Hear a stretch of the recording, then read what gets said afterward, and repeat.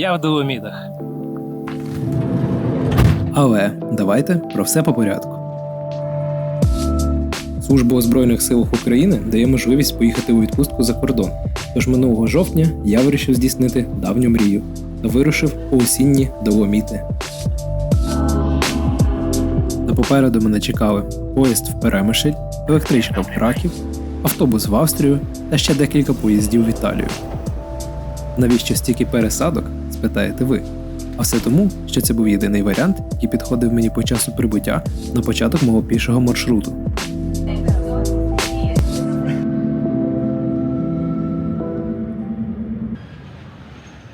День перший. Сан-Кандідо, Південний Тіроль. Насправді, мій маршрут розпочинався не тут, а у сусідньому селі. Але це точно останній автобус на сьогодні.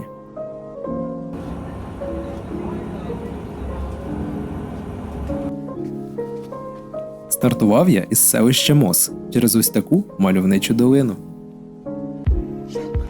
На календарі 13 жовтня, і час для походу якраз ідеальний.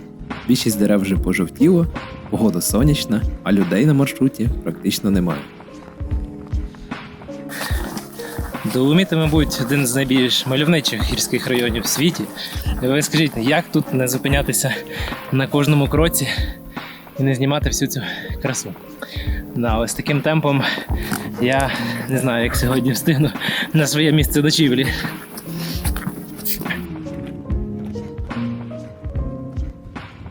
По маршруту мені от до Тричими, до цієї хатинки.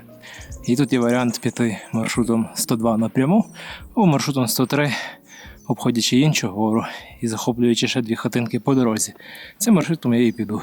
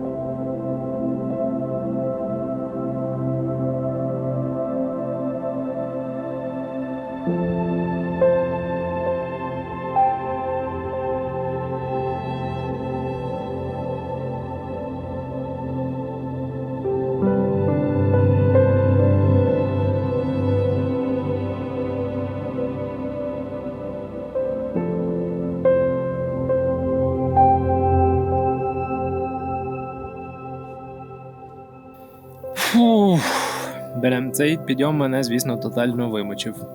Чи то тяжкий рюкзак, чи то я давно в гори не ходив. Но снікери заслужено їм. Но я все-таки добрався до гірської хатинки.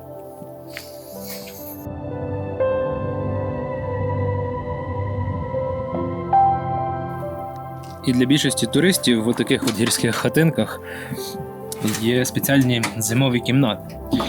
Вони створені для альпіністів, щоб вони при сходженнях могли тут переночувати. Тут, бачите, матраси, пледи, ну, більше, в принципі, зі зручності нічого немає. Але зупинятися тут я не став. Адже моя мета на сьогодні – дійти до Тричими. Хоча до заходу сонця я навряд чи туди встигну.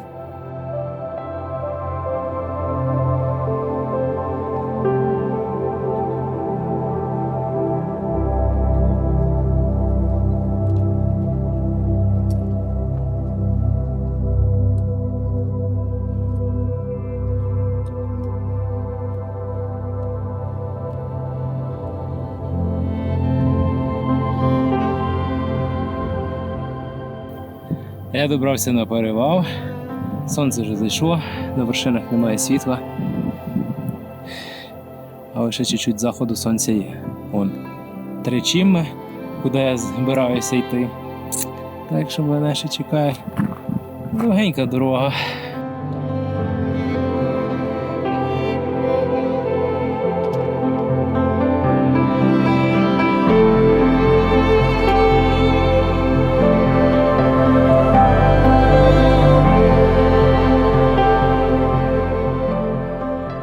Наступне рефуджіо знаходилося недалеко від перевалу. Але як і більшість гірських притулків на високогір'ї, воно вже було закритим, адже туристичний сезон тут закінчується в кінці вересня. Зимової кімнати тут не було, тож я сів повечеряти та продовжив свій шлях при світлі ліхтарика.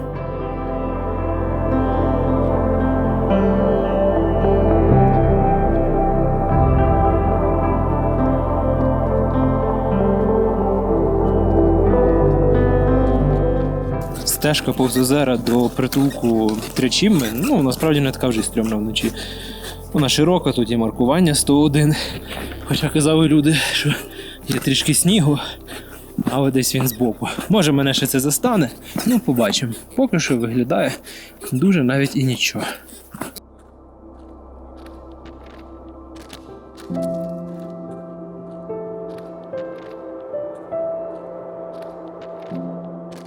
Зимова кімната у третьому рефуджіо була, на жаль, закрита.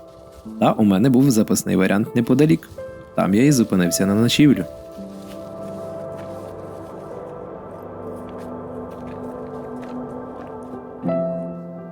Здається, я проснувся і вилажу з намету саме вчасно. День 2. Тричімме ді Лаваредо.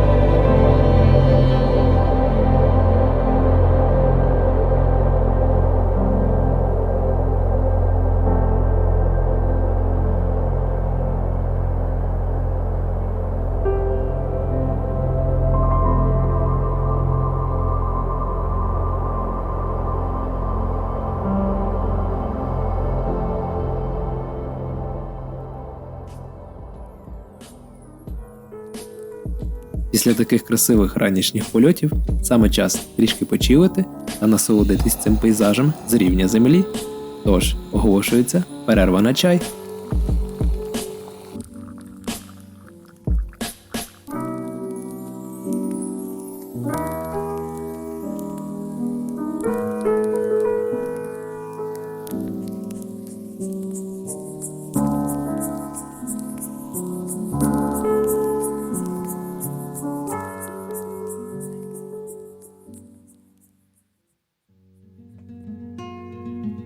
Дикий кемпінг в Доломітах заборонений, але в міжсезоння, коли більшість хатинок на високогір'ї закриті, а подекуди навіть зимові кімнати, як у моєму випадку, немає іншого виходу, як ставати на бівак. Бівак – це така собі екстрена зупинка, коли вас застала темрява, а інших варіантів ночівлі попросту немає. Головне правило тут – ця зупинка має бути короткочасною, тож бажано покинути своє місце ночівлі чим пошвидше, як тільки зійде сонце. Я ж затримався на цьому місці трішки надовше, адже зйомки займають чимало часу. Але сьогодні мене чекав доволі лайтовий перехід – всього 7 кілометрів.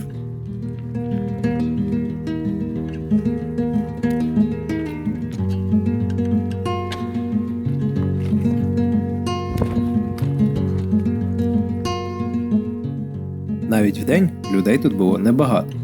Що не скажеш про це місце влітку. Хоча почекати в черзі, щоб зробити цей кадр з печерою, все-таки довелося. Біля рефуджіо я повернув наліво та продовжив рух верхньою стежкою траверсом. Вона була доволі вузькою і з нею осипалося каміння, а подекуди треба було притискатися біля скель, щоб пройти далі. Але таким чином я не скидав висоти, та й вид на Тричіми був дещо цікавішим. На перевалі, поруч з найменшою з 3 вершин, переді мною відкрилась група Кадіні, оповита хмарами.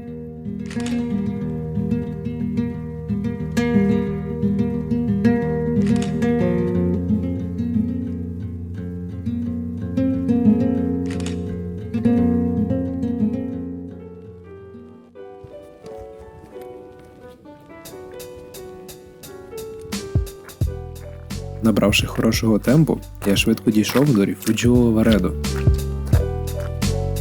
а звідти і до Ріфуджіо Ауронсо.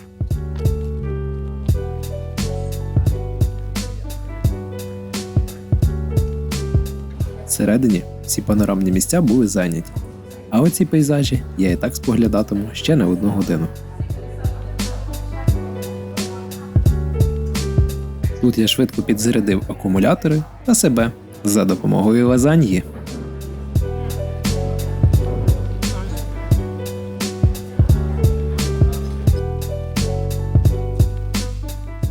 За 1,5 кілометри від Ріфуджіо знаходиться плато, з якого група вершин Кадіні, а що справа на горизонті, видно як на долоні. Підйом сюди доволі легенький, тож якщо будете біля Тричіми, однозначно рекомендую сюди пройтися. Хоч до заходу сонця ще було далеко, але долини внизу вже окутала тінь. Також тут часто, абсолютно ні звідки, з'являються хмари, які додають декілька балів краси цьому і так незрівнянному місцю. Хтось чекав черги, щоб зробити кадр на фототочці, хтось робив селфі з друзями. Сонце поступово ховалося за схилом гори, а я дочекався, поки хмари трішки розійшлися, та підняв дрон у повітря.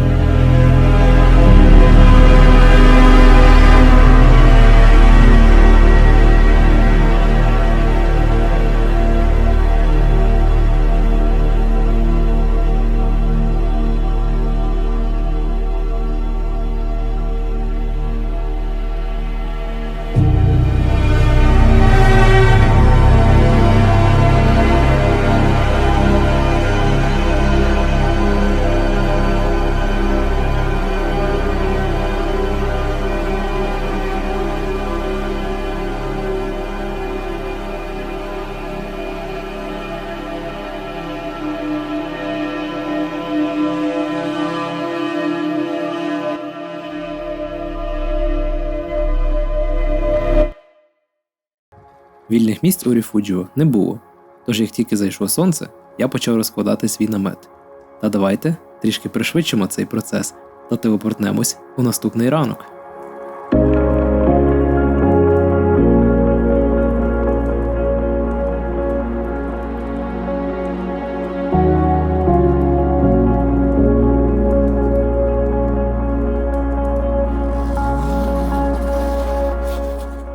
День 3. Кадіні ді Місуріна.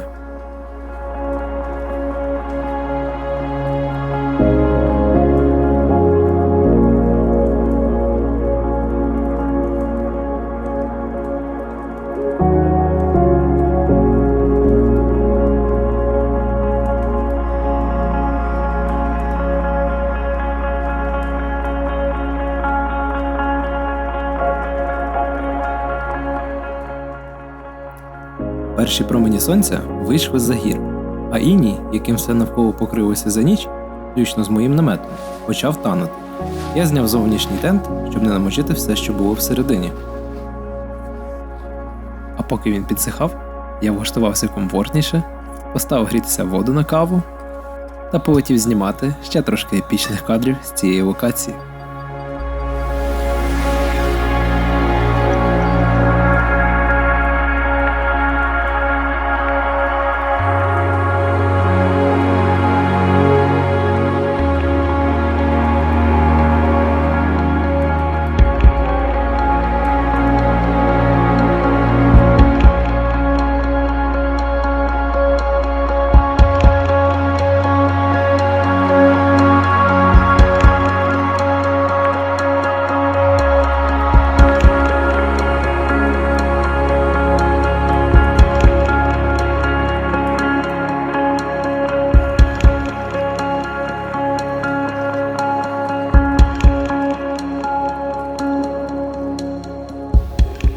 Та перш ніж ми продовжимо, в мене є для вас важливе оголошення.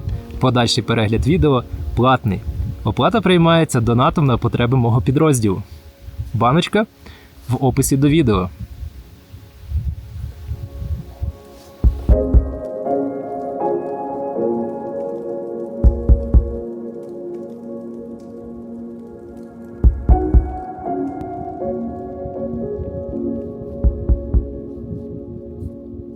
А поки складав намет, знайшов ось такий артефакт. Одне з гірських правил гласить: не залишай сліди. А ще краще залиште місце чистішим, ніж воно було до того.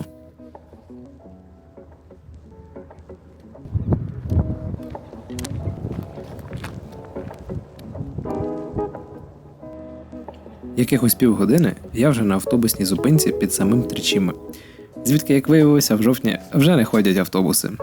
Тож я скористався іншою опцією – автостопом.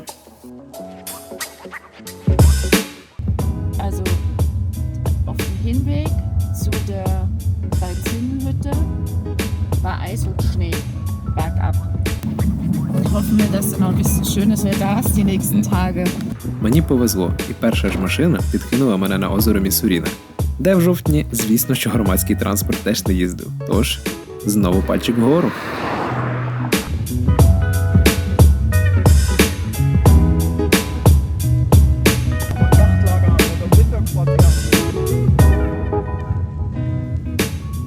Десь через 2 години мене підвезли в місто Кортіна, один з найвідоміших гірськолижних курортів в Італії, яке в 2026 році, вдруге за 70 років, приймає зимові Олімпійські ігри.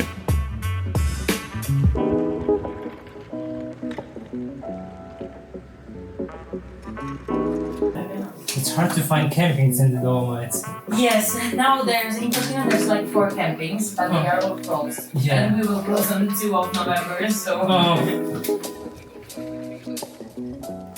В Кортіні я поселився на кемпінгу. Він доволі великий та швидше нагадує парк. Тут серед мандринового лісу є декілька сотень місць, де можна запаркувати свій кемпер, а також зона для барбекю та решта зручностей для комфортного відпочинку.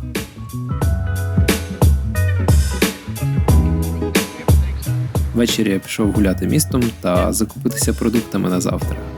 В обід мені це не вийшло зробити, адже в італійців з 12 до 3 дня сієста.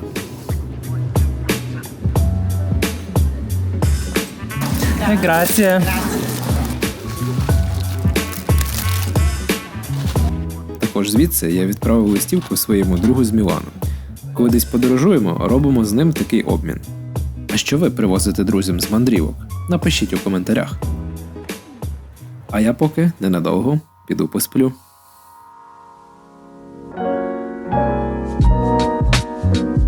День 4. Кортіна d'Ampezzo.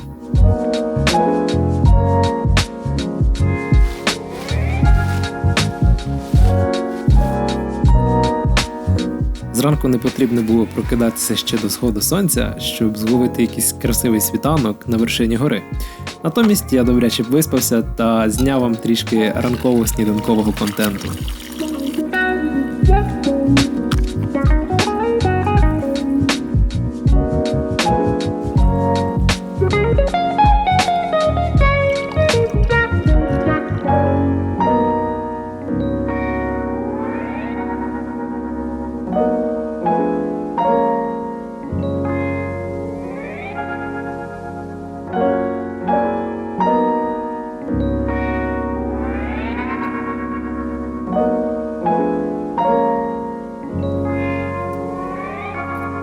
Поруч з кемпінгом є автобусна зупинка, з якої можна доїхати в центр Куртіни. А також, поки чекаєш, гляньте на гору, до якої я сьогодні власне і планую дійти.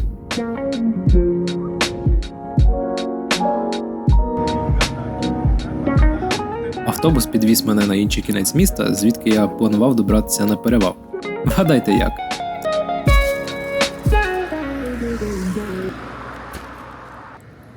А раз ми вже заговорили за автостоп, давайте я вам розкажу про основні жести.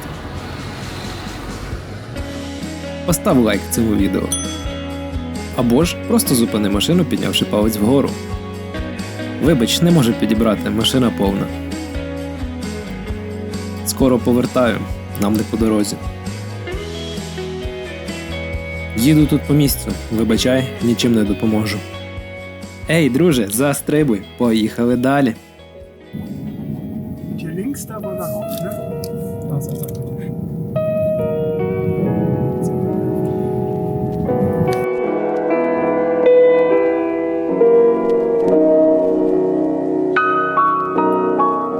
Добравшись на перевал Джіау, я піднявся на сусідній пагорб, щоб глянути на серпантини, які ми щойно проїжджали, під дещо іншим ракурсом.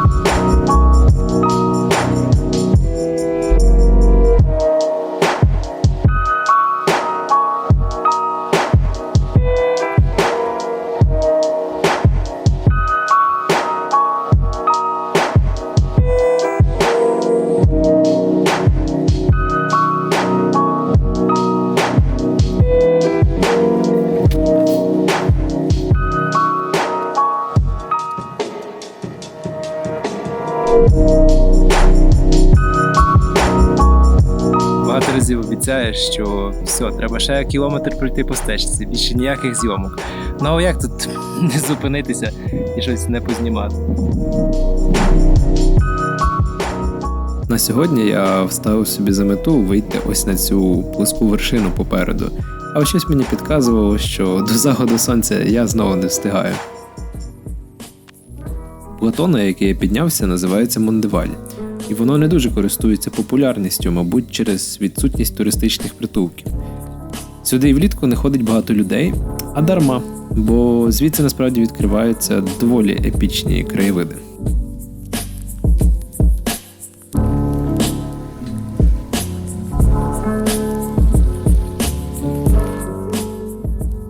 Здалеку, під горою, на яку я планував піднятися, я помітив щось схоже на печеру. Та коли підійшов ближче, зрозумів, що це дві великі скелі, які утворили між собою таке собі укриття. Оцінивши місце для ночівлі, я залишив тут речі, взяв камеру та побіг на зустріч заходу сонця. Я зараз біжу щосили, тому що те, що переді мною відкривається, це просто якийсь тотальний розвал кабіни.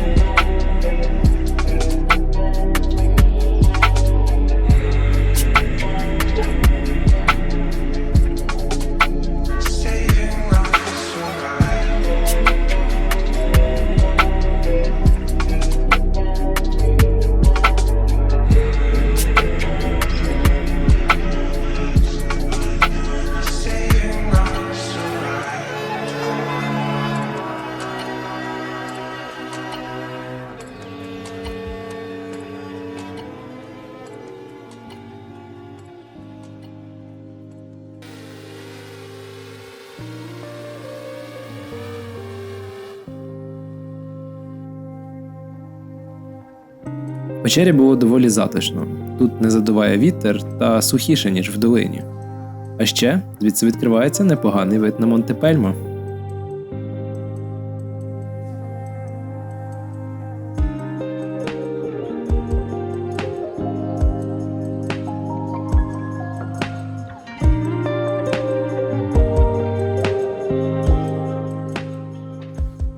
Можливо, колись тут навіть жили наші пращури, адже саме в цій долині знайшли рештки древнього мисливця, яким більше ніж 7,5 тисяч років.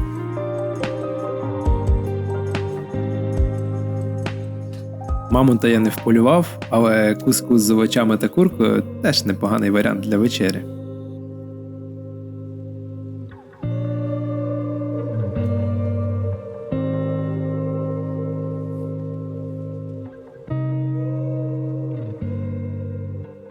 День 5.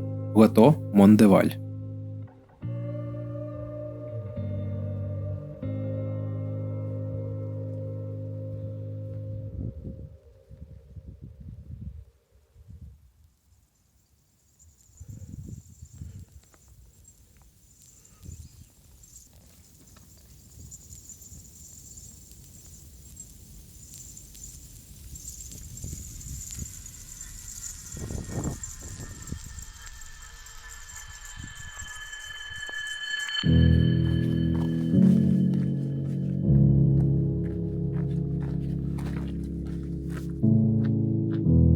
Прокинувся я ще о 5 ранку, щоб на світанок дійти до одного дуже особливого місця.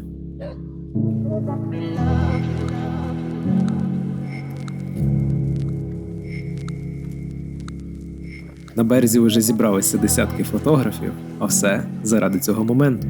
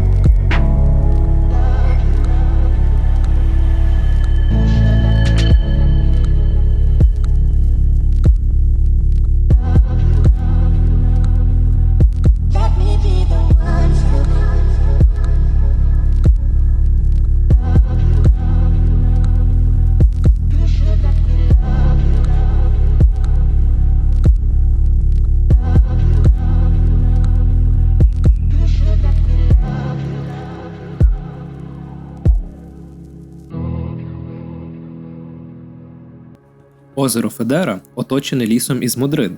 Це єдине хвойне дерево, яке жовтіє та скидає голки осінню.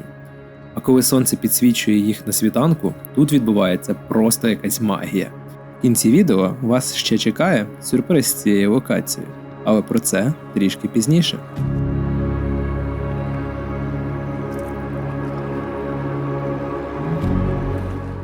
Поруч з озером розташоване ріфуджіо Крода да Лаго, одне з них багатьох, яке працює в такий сезон.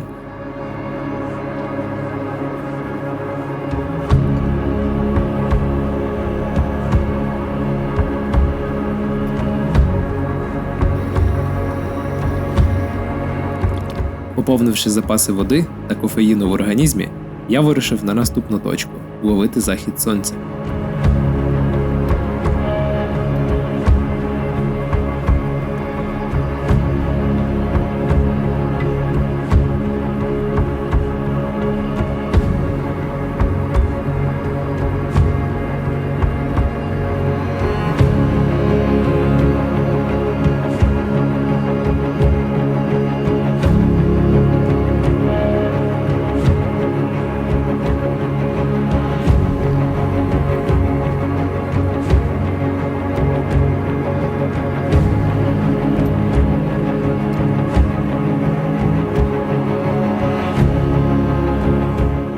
Невелика біла цятка в тіні гори – це те саме озеро Федера.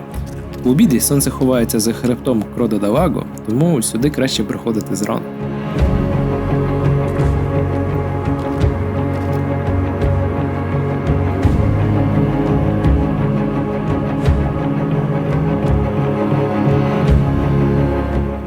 ось ближче до вечора можна пройтися на гору Колдипуїна, яку ви бачите по центру. Вона розташована з іншої сторони долини, прямо перед величезною північною стіною Монте Пельмо.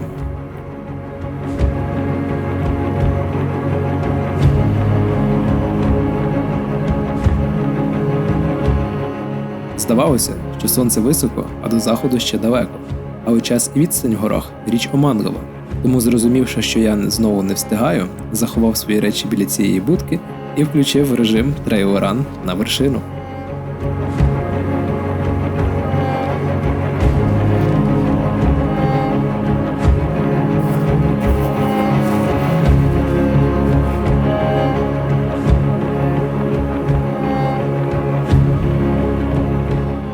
Якихось 15 хвилин мені не вистачило, щоб дійти на гору перед тим, як сонце заховається за сусідніми хребтами. Тим не менш, підйом вартував того, щоб оцінити цей вид на 360.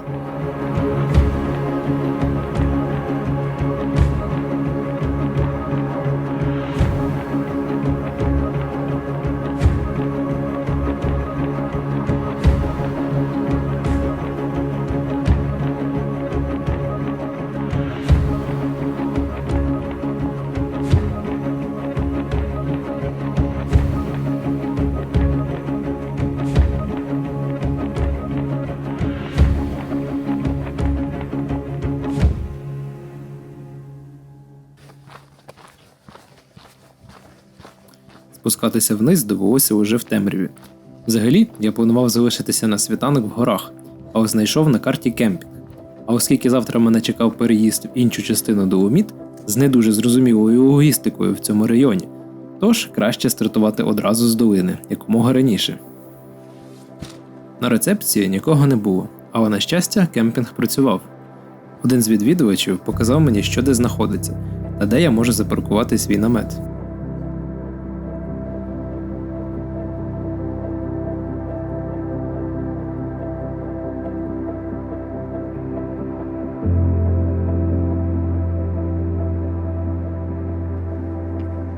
День 6. Селище Пескул.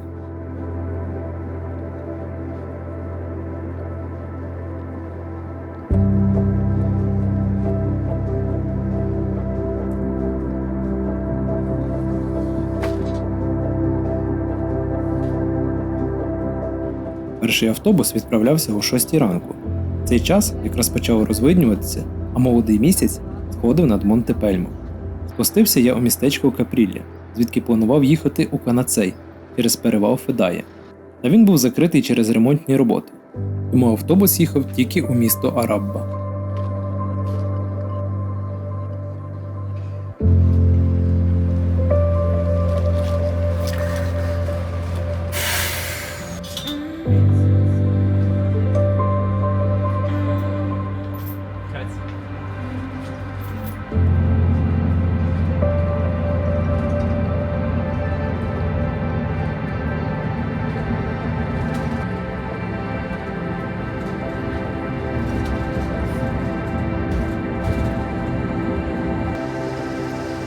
Коли я вийшов на зупинці в Араббі, до мене одразу під'їхала машина. Жіночка з Нової Зеландії поцікавилась, куди я їду та чи мені потрібна якась допомога. В результаті ми заїхали до неї в гості на каву, і її чоловік, місцевий італієць, завіз мене спочатку на Пасо Подой, розказуючи цікаві факти про свій рідний регіон.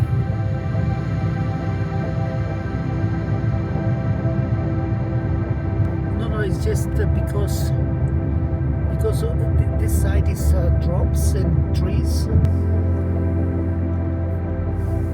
Але поки ми їхали по дорозі, він сказав: так, я тебе підвезу на Пасо-Село. Бо власне з Пасо-Село в мене стартує маршрут навколо Сасоунго. Ну, так що я на день швидше прибув сюди.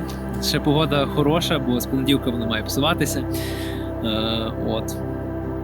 Так що стартую, яка то у нас година, 10 ранку, навколо Сасоунго. Взагалі прям ідеально.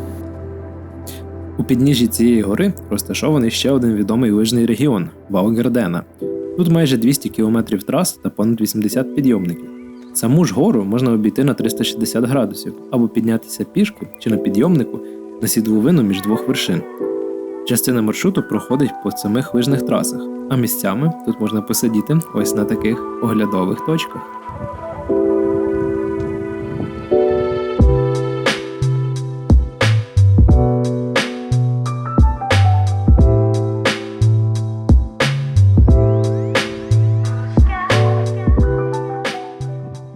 Не знаю, як всі ці збіги обставин в таких подорожах працюють, але ще вчора я хотів заночувати в горах, а на наступний день доїхати в Канасей і зупинитися там. Натомість спустився в кемпінг в сусідньому селі, який до того навіть не бачив на карті і не включав у план свого маршруту. А оскільки я виїхав з села Песку раніше, то так в тому всесвіті співпало, що саме в той час, саме на тій зупинці в Араббі, мене побачила ця жіночка з Нової Зеландії. І тепер я йду навколо Сасолунго, і мені не довелося витрачати цілий день на дорогу та зупинку в іншому кемпінгу. Так ще й ця зміна часу на маршруті посунула мою дату прибуття у Відень, і в кінцевому результаті я провів там з друзями не 2, а цілих 3 дні.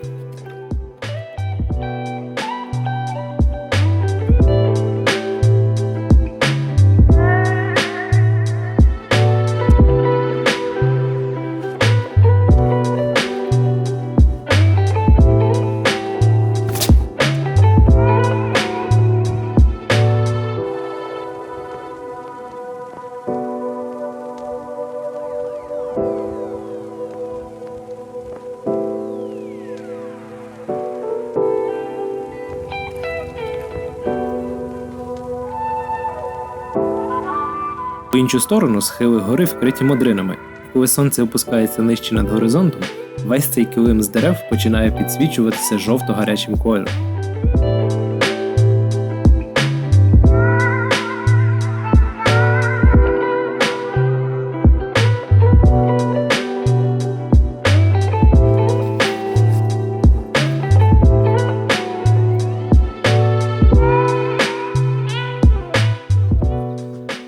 Також тут знаходиться найбільше гірське плато в Європі – Альпе ді Сюсі, з величезними зеленими лугами та канонічним видом на гору Сасолунго.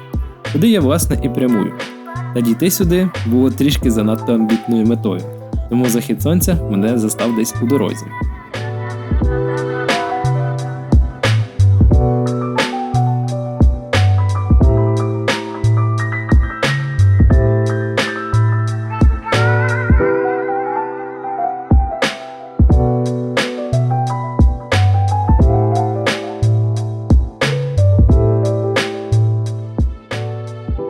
Спускатися вниз знову довелося в темряві. Та, пройшовши трішки по долині, я знайшов затишне місце для ночівлі у лісі.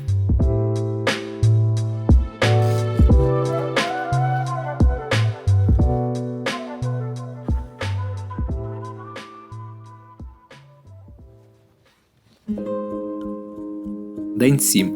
Альпе ді Сюсі.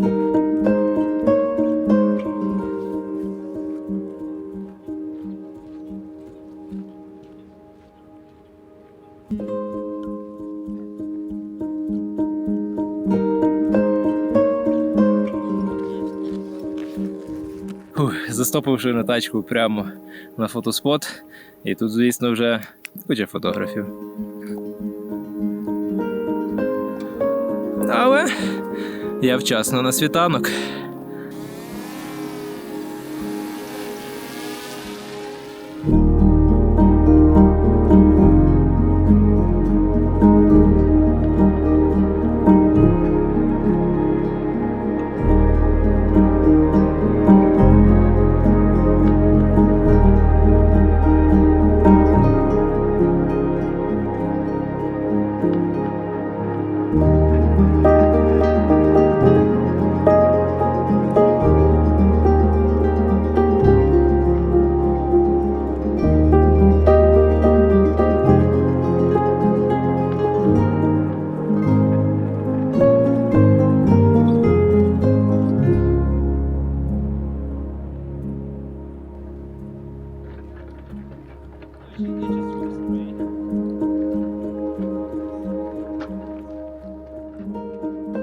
Перше за тиждень небо було сильно затягнуте хмарами, тому побачити ці альпійські луги у повній красі не вдалося.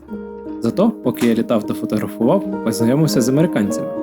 Вони їхали назад в долину і мали вільне місце в машині, так що я вписався до них.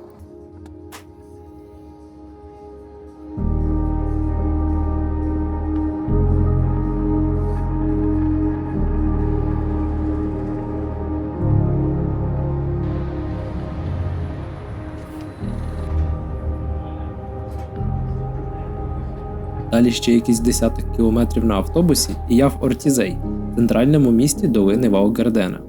Звідси розпочинається підйом на багато популярних точок, зокрема вершину Сечеда, куди я власне і прямую. З нею в нас колись була одна весела пригода. В 2019 році ми з другом вже проходили подібний маршрут через Доломіт, а на мій день народження планували піднятися на підйомнику на Сечеду. Бо це вже був останній день походу, і ми знатно задовбалися. Та в Ортізеї ми довго заряджали акумулятори для дронів і пропустили той момент, що останній підйомник на гору відправляється о 5 вечора. Тож, щоб зустріти світанок на горі, довелося йти в нічний хайк. Але цього разу я свій підйомник не пропустив, а трішки скоротив шлях на гору.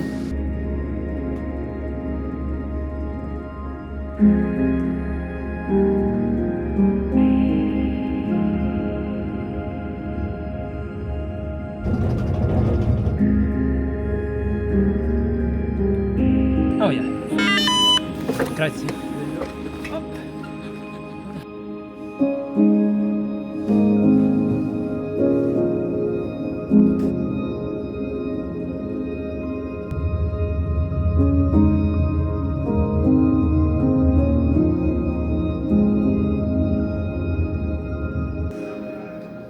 Сечеда відома своїм видом на гострий хребет з вершин, який називається Одле. Тут часто бувають хмари, вони перекочуються з долини через хребет в іншу долину. Мені вдалося побачити це природне видовище, так що давайте подивимося на це трішки з висоти.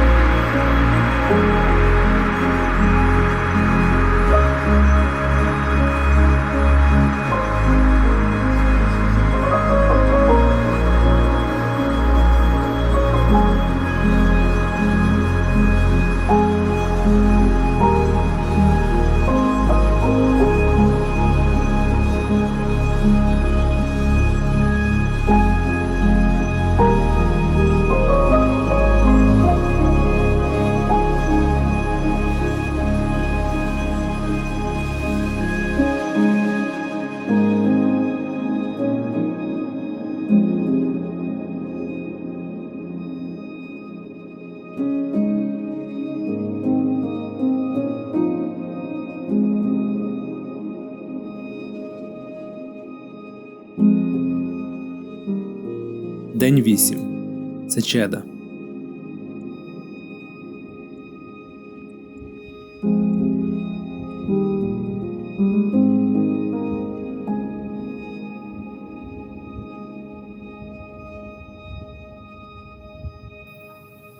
Подивіться, яка прекрасна Сечеда позаду мене.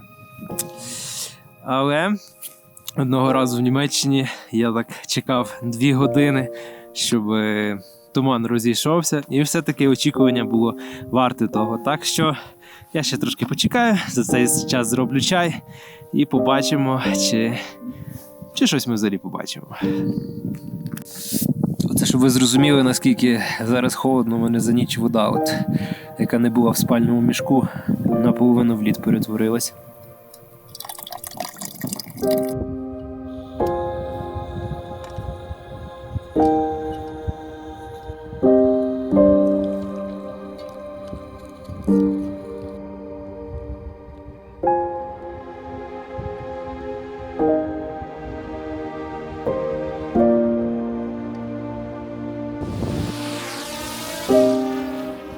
Я спробував вилетіти крізь хмари, але вони були настільки густими, що дрон повністю втратив орієнтацію в просторі і відмовився набирати висоту, а через декілька хвилин почав екстрено сідати.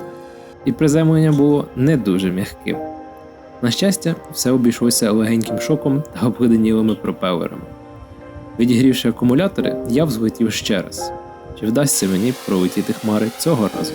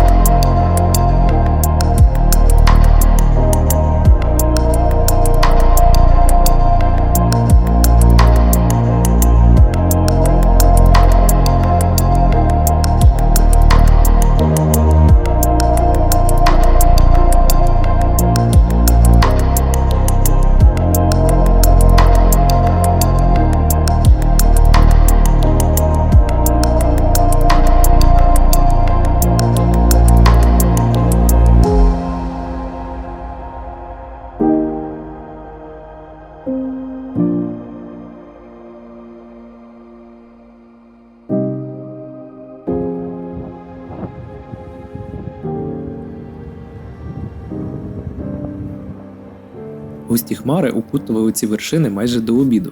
Дуже смішною та милою була реакція групи туристів з Азії, які прийшли сюди і нічого не побачили. Але я їм показав у лайв-режимі, що на висоті видно з дрону. І вони одразу мене обступили, покликали решту з криками «Іди сюди швидко, дивись, що у нього показують! А можна сфоткати екран з твого пульта? А можна сфоткати?» Прикольно, коли щось таке більш звичне для тебе викликає настільки бурхливу реакцію у інших людей.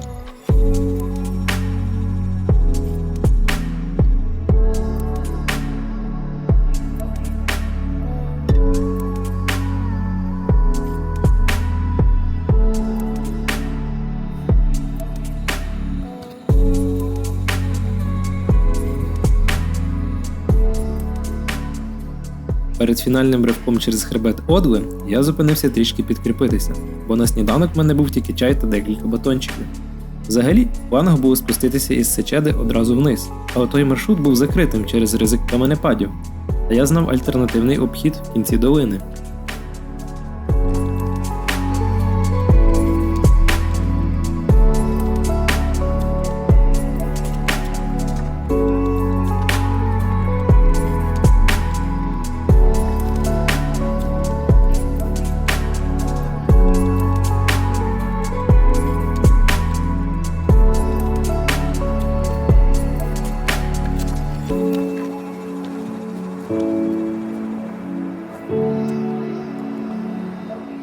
Погода поступово погіршувалася, тяжкі хмари нависали над вершинами, і потрібно було швидше пройти цю ділянку, поки не почався дощ чи навіть сніг. Підйом проходив через вузький кулуар, місцями з дерев'яними сходами, які вже ледь витримували перевірку часом.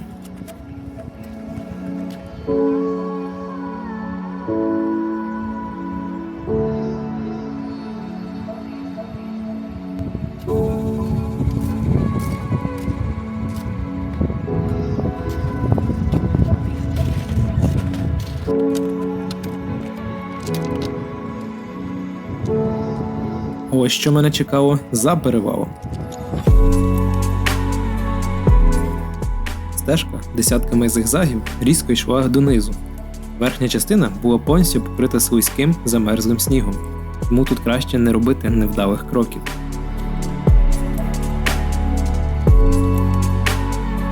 Та я безпечно спустився донизу і поспішав у Санта-Мандалену, мальовниче село в долині Вал-де-Фунес.